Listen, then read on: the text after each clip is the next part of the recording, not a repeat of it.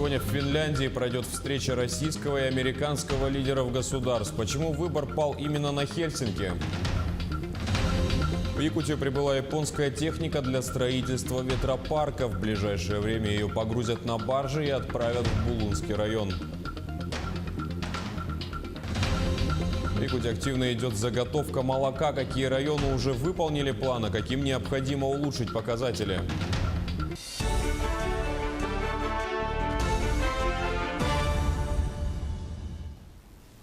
Вы смотрите новости в прямом эфире на Якутия-24. С вами Василий Радченко. Здравствуйте.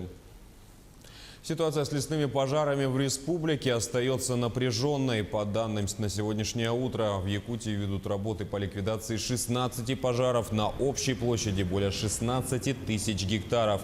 Из них 10 действующих – это в Горном, Кобяйском, Намском, Усть-Алданском и Усть-Майском районах. Локализированных 6 – это в Верхневилюйском, Вилюйском, Горном, Намском и Нюрбинском районах. Напомним, что в Якутии действует режим ЧС на территории региональных лесов, а на территории 14 муниципальных районов действует особый противопожарный режим. Также на сегодняшний день 316 населенных пунктов, подверженных угрозе лесных пожаров. Из них противопожарной службой республики отгорожены минерализированной полосой, то есть прикрыты 125 подразделений федеральной противопожарной службы. Прикрыто 11, а подразделениями общественных учреждений добровольной пожарной охраны прикрыты еще 177 населенных пунктов. На сегодняшний день на контроле находится еще 9, где в радиусе 10 километров действует лесной пожар. К другим темам. В Москве официально завершился 21-й чемпионат мира по футболу. Накануне сборная Франции выиграла в финальном матче сборную Хорватии. Как победу отпраздновала страна-победитель? Подробности в сюжете далее. Фан-зона в Париже взорвалась бурей восторга, когда сборная Франции ушла на перерыв с преимуществом над соперниками-хорватами в финальном матче чемпионата мира по футболу в Москве. Окончательная победа с двойным перевесом привела всех поклонников французской команды в состояние, близкое к экстазу. Первый тайм встречи Франция-Хорватия завершился со счетом 2-1 в пользу подопечных Дидье Дешама. 2 гола из 3 забили хорваты, один, правда, в свои ворота. На 18-й минуте голкипер Даниэль Субашич не успел среагировать на мяч, отскочивший от ноги его товарища по команде Марио Манджукича. Через 10 минут ошибку исправил Иван Перишич, которому сбросил под удар Домагой Вида. Но потом тот же Перишич сыграл рукой в своей штрафной площадке, и судья назначил пенальти. Его реализовал Антуан Гризман на 38-й минуте. В начале второй половины игры вратарь французов Уголь Йорис кончиками пальцев перевел за верхнюю перекладину удар Анте Ребича. Вскоре Поль Погба забил хорватам 3-й гол, а вслед за ним Килиан Мбаппе 4-й. В какой-то момент на газон Лужников выбежали несколько человек, переодетых полицейскими. Они прервали одну из атак хорватов. Стюарды оперативно удалили нарушителей с поля. О своем авторстве этой эскапады заявила панк-группа Pussy Riot.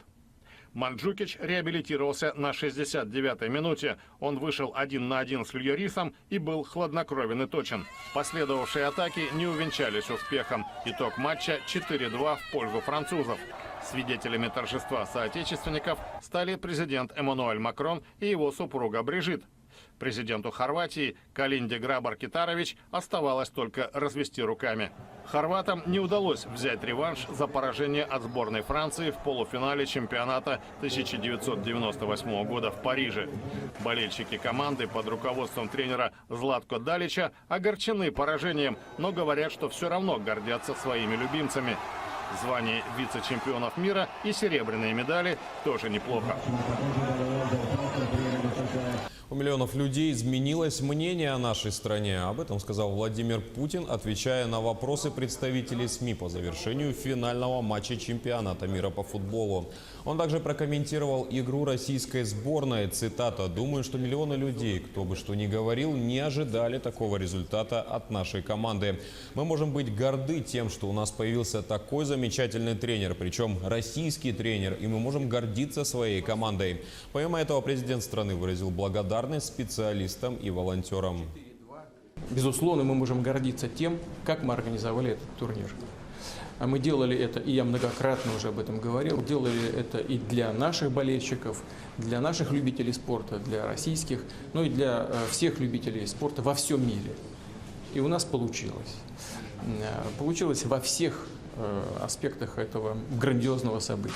Главная задача России – это хорошо подготовить турнир.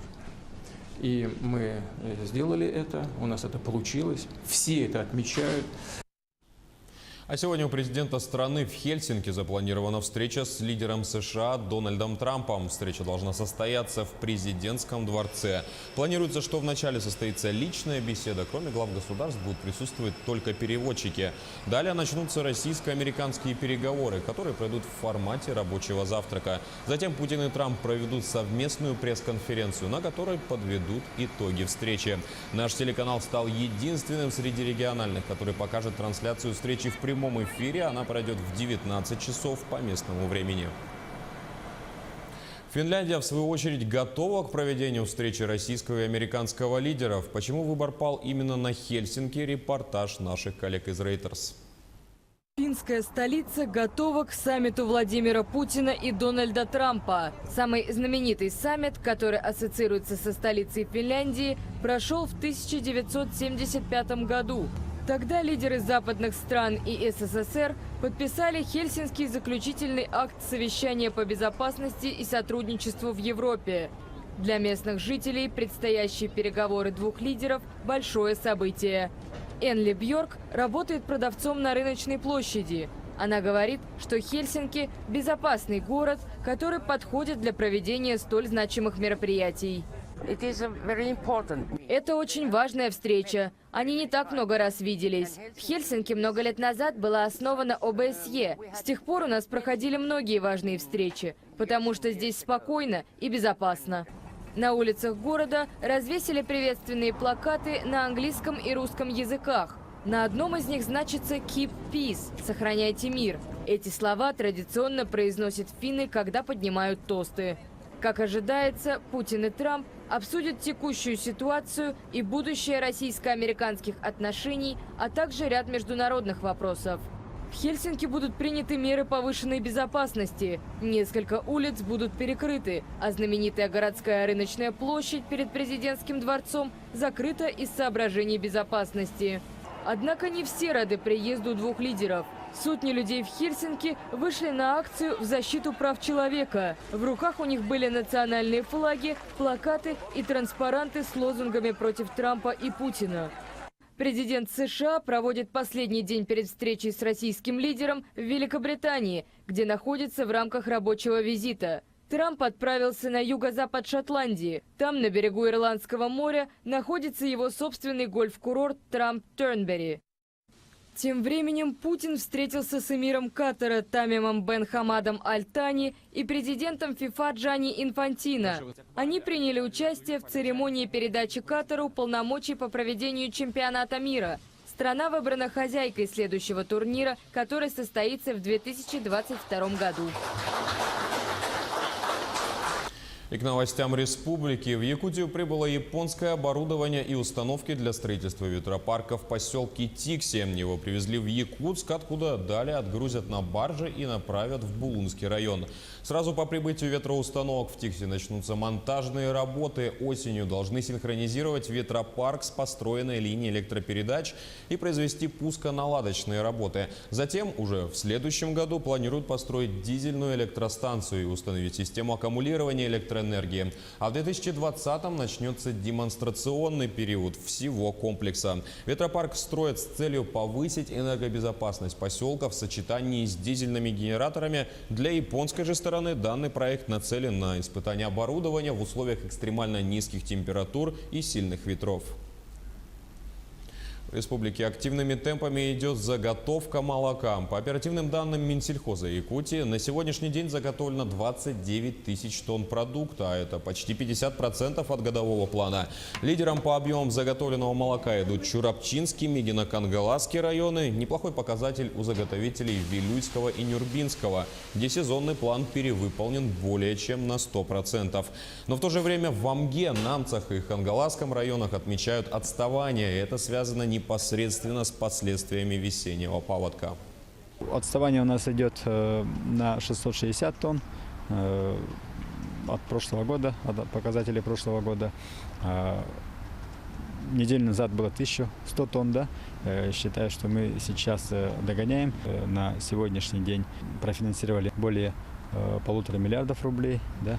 И на днях ожидаем также направление более 300 миллионов рублей на заготовку молока. Тем самым мы должны обеспечить до 70% финансирования этого года и должны безболезненно пройти сезон большого молока. А вместе с тем в стране в силу вступили поправки, касающиеся безопасности молока и молочной продукции. Так, Роспотребнадзор обязал производителей писать о заменителях молочного жира на упаковках. Отмечают, что указанная информация должна наноситься легко читаемым шрифтом на поверхность упаковки, обращенной к покупателю. За несоблюдение требований будет наложен штраф на юридическое лицо в размере от 100 до 300 тысяч рублей, при повторном же нарушении до 1 миллиона рублей.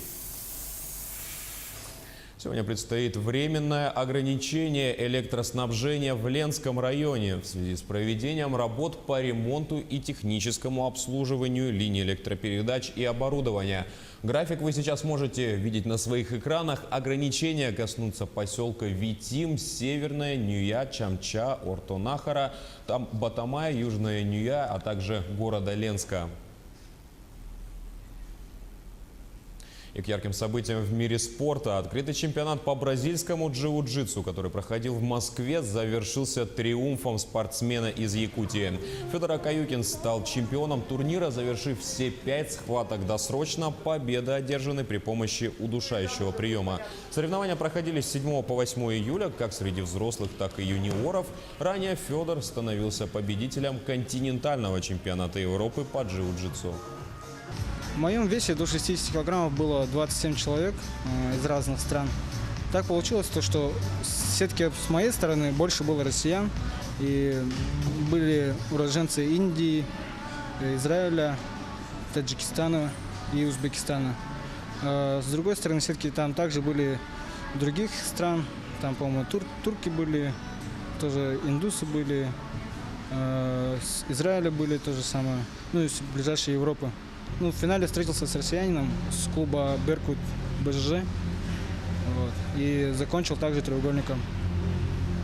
На этом у меня все. Спасибо за внимание и всего вам доброго.